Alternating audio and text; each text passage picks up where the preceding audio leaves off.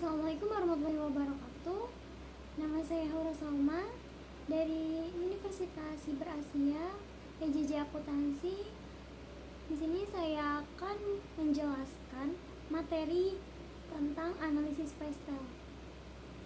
Jadi, jika kita ingin mendirikan suatu perusahaan, ada satu hal yang harus diperhatikan, yaitu analisis pastel jawabannya. Jadi, mari kita simak penjelasan berikut ini. Jadi, analisis pastel adalah alat untuk memonitor dan menganalisa faktor-faktor yang berada di lingkungan perusahaan yang nantinya berefek untuk performa kinerja perusahaannya. Analisis pastel sendiri terdiri dari political, economical, social, technological, environment, and legal. Jadi, yang pertama ada political. Political di sini menitik beratkan kepada kebijakan-kebijakan yang dilakukan oleh pemerintah sebagai contoh kebijakan perpajakan, kebijakan tentang tenaga kerja, dan kebijakan tentang jual beli. Jadi seperti halnya jika DPP-nya tinggi, apakah produk kita bakal laku terjual? Wah, tentu saja tidak. Jadi faktor ini harus diperhatikan oleh perusahaan agar barang yang diproduksi akan memberikan hasil yang terbaik. Yang kedua ada faktor ekonomi. Faktor ekonomi menunjukkan tingkat ekonomi konsumen di suatu lingkungan bisnis. Ketika kita meluncurkan di suatu negara di mana sedang mengalami keterpurukan, produk kita tidak akan laku terjual karena mereka sedang mengalami permasalahan dalam ekonomi. Hal ini perlu diperhatikan perusahaan karena untuk melihat daya tarik pasar.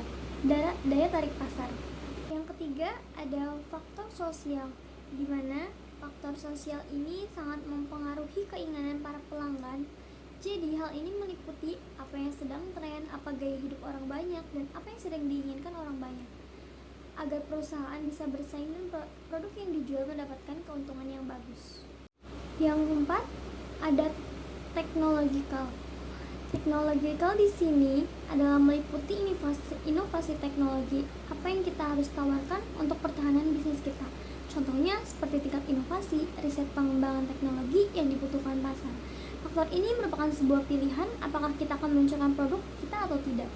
Nah, dengan mengetahui teknologi yang sedang berkembang, jadi kita bisa memproduksi barang yang tidak hanya untuk membuang uang dan membuat produk yang tidak ketinggalan di zaman.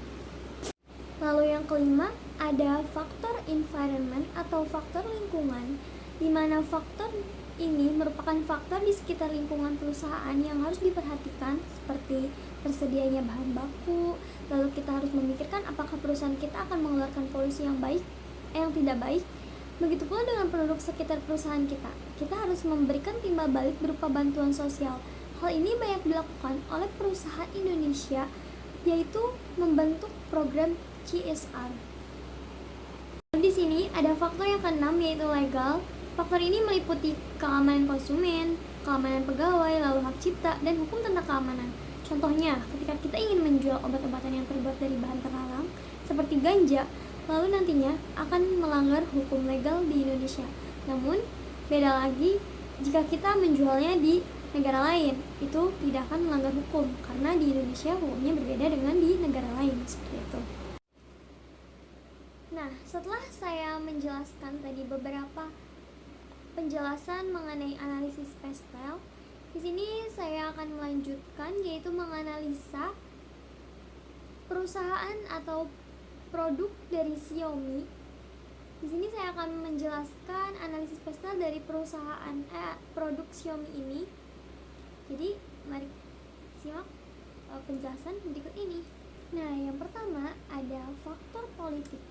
Maksud faktor politik di sini adalah Xiaomi sendiri dibuat di Cina, yang dimana hukum politiknya itu melindungi produk-produk lokal dari Cina.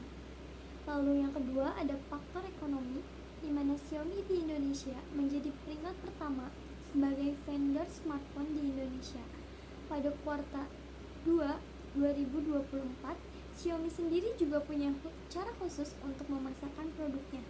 Xiaomi selalu memunculkan produk-produk baru yang memiliki harga yang jauh lebih murah dan selalu memiliki spesifikasi yang jauh lebih bagus.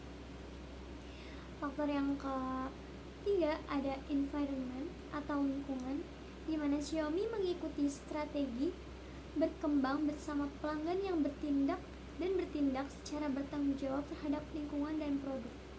Desain produk yang digunakan adalah bahan yang dapat diperbaharui dan dapat didaur ulang dengan terbebas dari bahan yang berbahaya.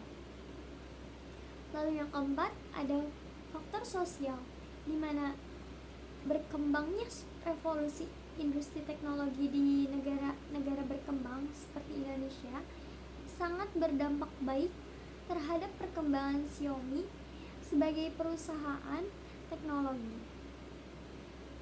Komunitas global Xiaomi yang dikenal sebagai Mi Fans, Xiaomi membangun social trends dengan memberikan platform untuk setiap pengguna Xiaomi.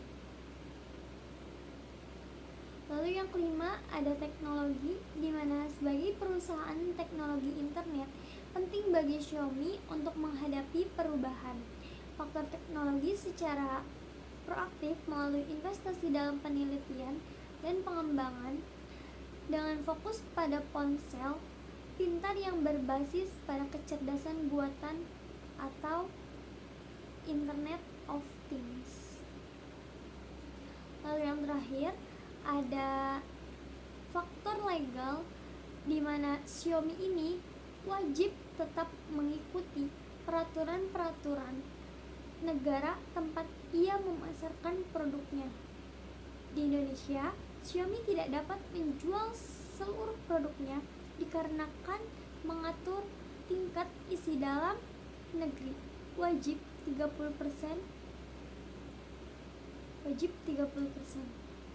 Oke, sekian video penjelasan analisis pastel produk Xiaomi, perusahaan Xiaomi dari saya. Kurang lebihnya mohon maaf. Wassalamualaikum warahmatullahi wabarakatuh.